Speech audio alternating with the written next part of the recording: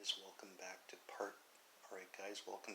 part 2 of this ertl Thomas and Friends viaduct playset setup video. Now, as I was saying, this isn't the complete set, so I had to incorporate some of my gray track into this, but I still think it looks pretty good.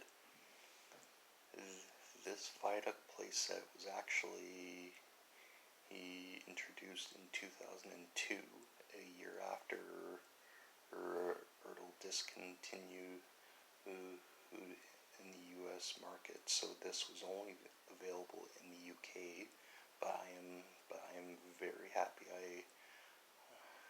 I was able to acquire this. And this is what it looks like so far.